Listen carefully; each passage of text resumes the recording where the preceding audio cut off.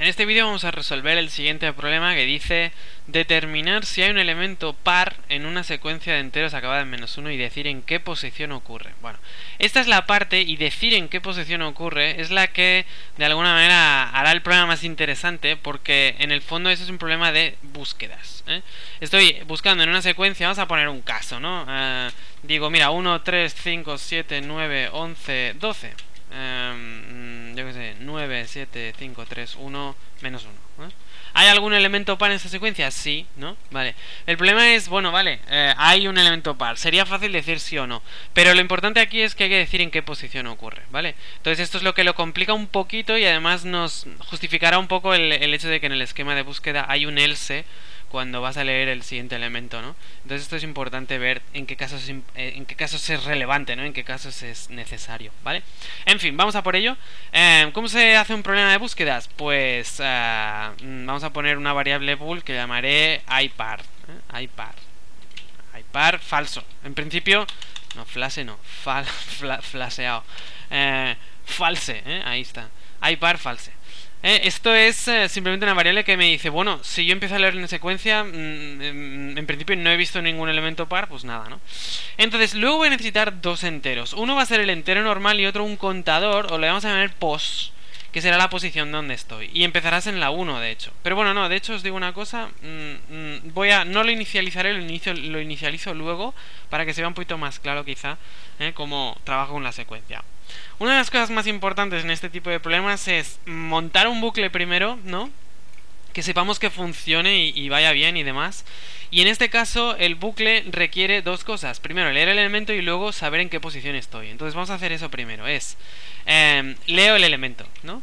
Cuando leo el primer elemento, ¿en qué posición estoy? En la 1. Entonces yo voy a poner que cada vez que lees el elemento tienes que revisar la posición.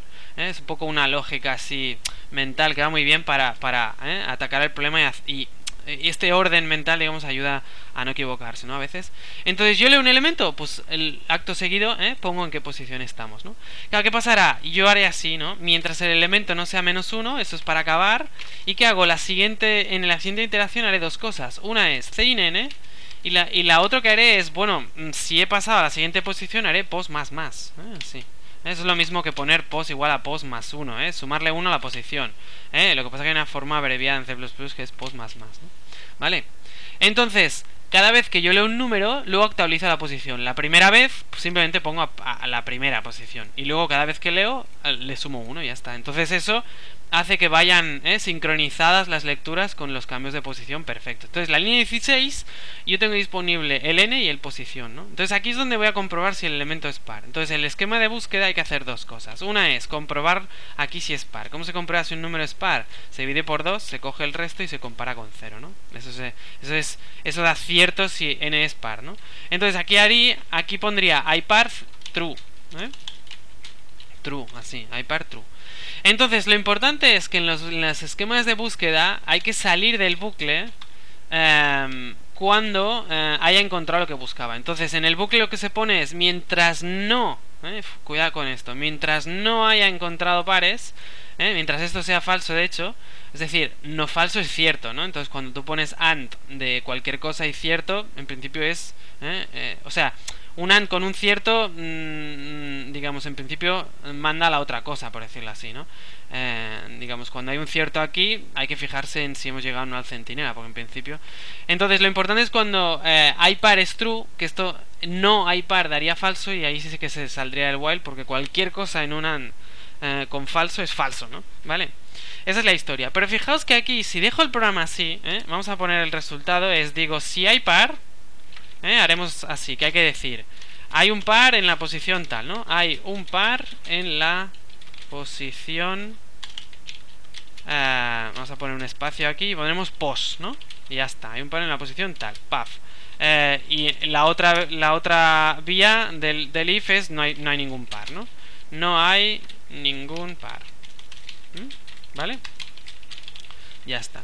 Bueno, los que estéis en Windows, lo de los acentos no, a lo mejor no os funciona bien, entonces yo aquí en Linux sí que me va, entonces lo dejo, ¿no? Pero en Windows no funciona muy bien. No pasa nada. Vale, vamos a probar el programa, qué tal está así. Ya veréis que tiene un fallito, ¿eh? Tiene un fallito que habrá que... voy a poner una secuencia, por ejemplo. 1, 3, 5, 4. Y luego 1, 1, 1, menos 1. Dice, hay un par en la posición 5. Dices, esto no acaba de funcionar, porque bueno, aquí se confunde un poco porque el par era precisamente 4, ¿no? Pero no está en la posición 5, está en la posición 4. Es 1, 2, 3 y 4. La posición 5 es esta. Entonces nos da una posición que no está bien. Vamos a poner otro caso. Por ejemplo, vamos a ponerlo justo al empezar. Un 2.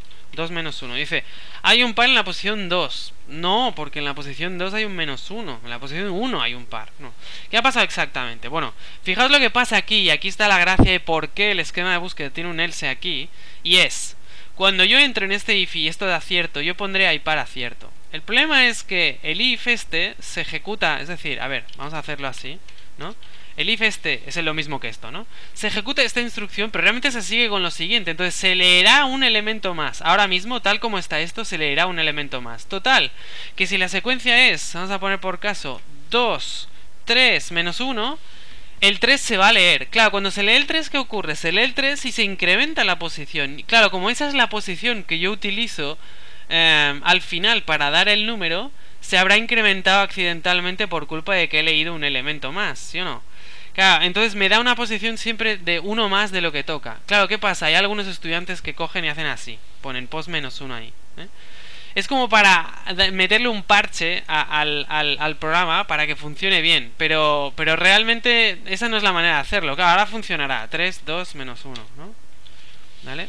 Dice, hay un par en la posición 2. Bueno, fantástico. Pero realmente el error no es ese. El error es que en el esquema de búsqueda tendrías que haber hecho lo siguiente. Hacer así, fíjate, es else, pum, ¿vale? Se pone un else ahí. ¿Por qué se pone el else? Bueno, porque si yo descubro que hay un par, no tengo que leer más elementos. Me quedo como parado en ese elemento de ahí. Y entonces en este caso, ¿vale? No leería un elemento más y cuando dé la posición será correcta. Porque fijaos, después de la instrucción 17, voy aquí al final del while a la 22, luego subo, hay par es true. Por tanto, no hay par es falso. Ese falso produce un falso en el while y salgo. Es decir, que después de la 17 viene la 23 directamente, ¿vale? Y dice, hay un par en la posición post. Bueno, entonces ese post es justo el que estaba en ese momento. Entonces sería correcto, ¿vale? Vamos a probar 3, 2, 4 y menos 1, yo qué sé. Hay un par en la posición 2. Bueno, el primero es el que cuenta, ¿no? Este ya no lo... Ese programa solo lee... digamos, hasta el primer par que encuentra, ya da la respuesta y dice, mira, como mínimo hay esto, y ya está, ¿no? ¿Vale? Entonces este else se explica un poco por esta razón de que muchas veces es necesario, digamos, hacer el programa de tal manera que no lea un elemento más, A ver, el esquema, digamos, canónico, por decirlo así, el que se enseña así en teoría, incluye el else A de por sí. O sea, ya se pone y ya está, ya siempre se hace, ¿no? Hay veces que a lo mejor no es necesario, que no pasaría nada por no poner. Pero en este caso es bastante importante ponerlo para no leer un elemento más. En particular porque si no la posición se nos corre y demás. Y porque no tenemos que leer más, O sea, esto es bastante importante en general. En fin, este es un ejemplo sencillo, pero incluye esta historia de dar la posición que es relevante para lo del else, ¿no? Del esquema de búsqueda.